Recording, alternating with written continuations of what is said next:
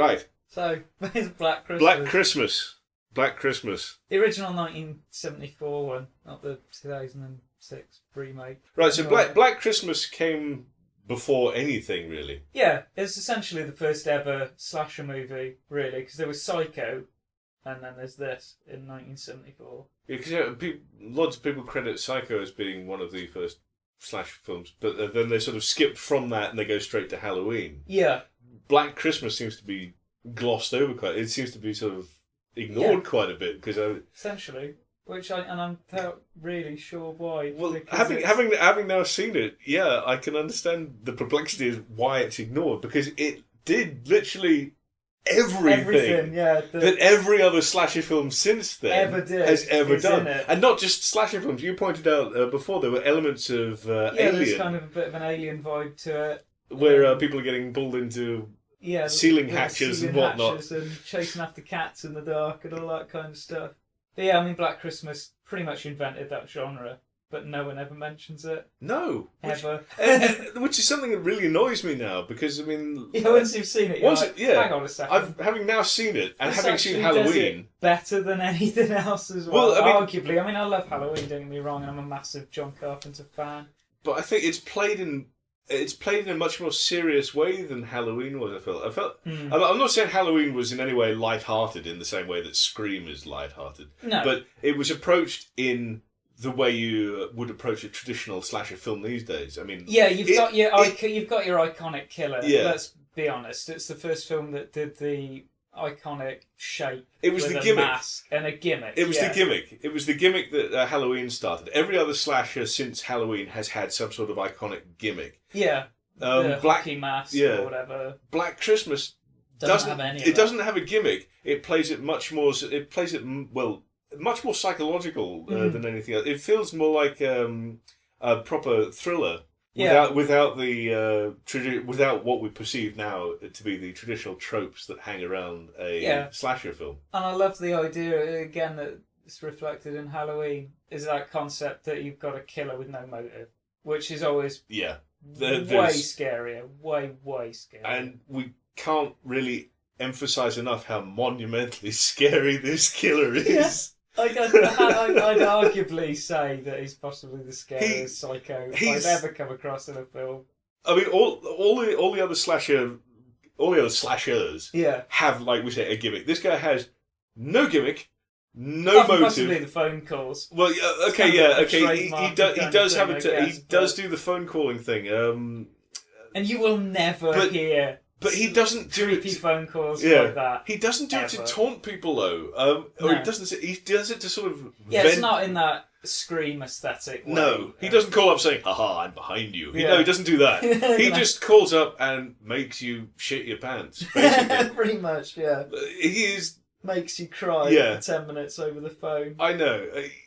This is the only time you hear him is when he's on the phone. Talking to them. Well, he's not even talking to them. It's like he's talking to himself. It's like a direct line into his head, isn't it? Yeah. It's like, for a couple of minutes I'll plug you into my brain and this is what's going on in my head 24/7. This guy obviously has some sort of... Well, obviously he's got a psychological problem, but it's like maybe, possibly. It's multiple personalities seems to be what he's got. About 20 guys in his head. You pick up the phone, you listen to this guy talking, it could be 30 other people on the other end of the line babbling to each other. And it does make you really want to run away and hide in a corner and rock yourself to sleep whilst crying. He's fucking nuts. Really seriously off his tree. Yeah, definitely. Definitely very, very broken. But then, against that sort of backdrop, you've got this beautifully shot movie. It's gorgeous. It's wonderfully framed and just exquisitely put together with that fantastic opening sequence where the guy entering the house sneaks into the house.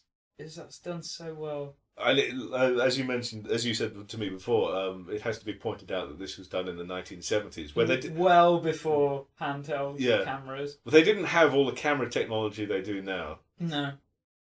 Which I think actually often makes for much better framing Because they have to think a hell of a lot beforehand. Right, where we can actually fit they can't do everything digitally afterwards, which is what they do now, because everything is filmed. Everything is filmed on digital now. So this is something they really pioneered with Lord of the Rings. Everything was done digitally, and they altered the lighting to best suit the frame. They couldn't do that back then, obviously. No. So they had to think long and hard about how best to do things on a shoestring budget.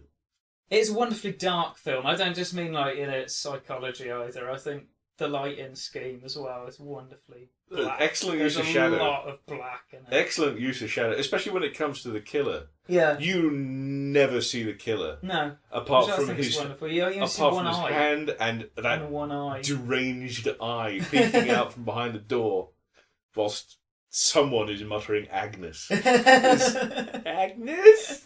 Agnes! Where's the baby? Oh, I'm gonna cry. It really is quite horrible. So I mean, Bob Clark went up to Canada and shot this thing on, we gathered, probably a shoestring budget.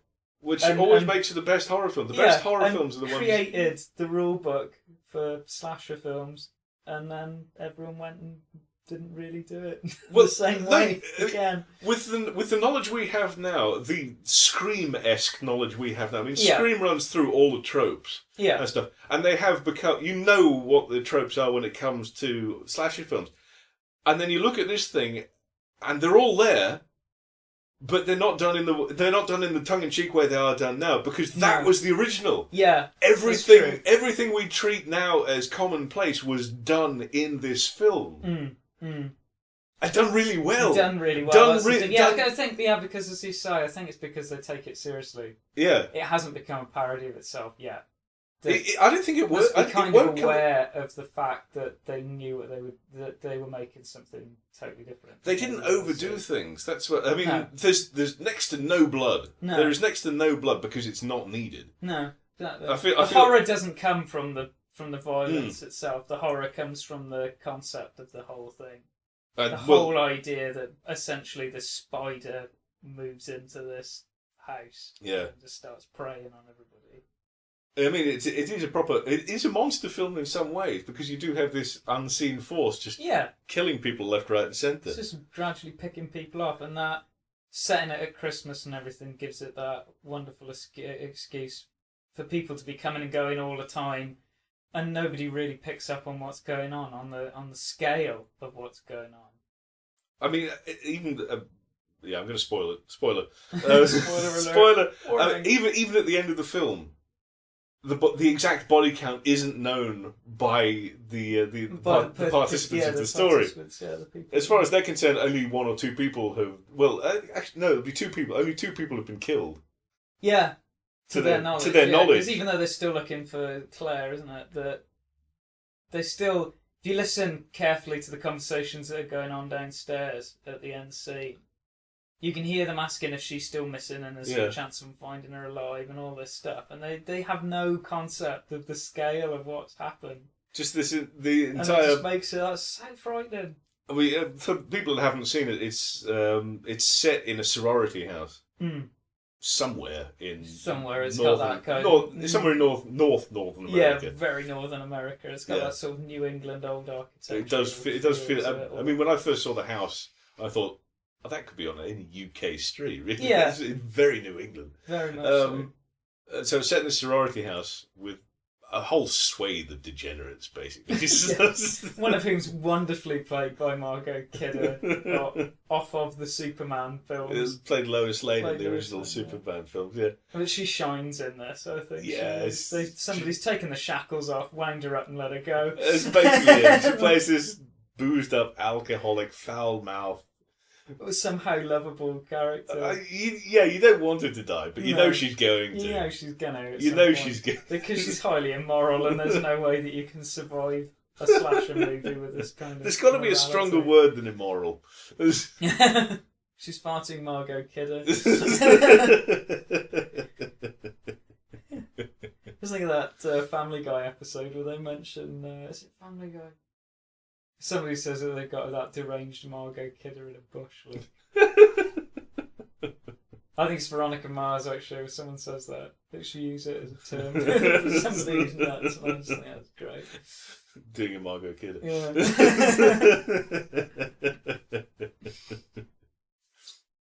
So it said the sorority house, which is a tradition, another traditional setup for something, having a bunch of young things getting capped by some deranged killer. Yeah. So which is we're not on familiar territory here. It is, but again, it's done in such a way that it doesn't feel cliche. Yeah. Despite the fact, I mean, they're played straight as well. They're not played as caricatures. Dizzy, fluffy-headed kind of. They're very normal teen moron characters. Well, you just think, oh Jesus Christ!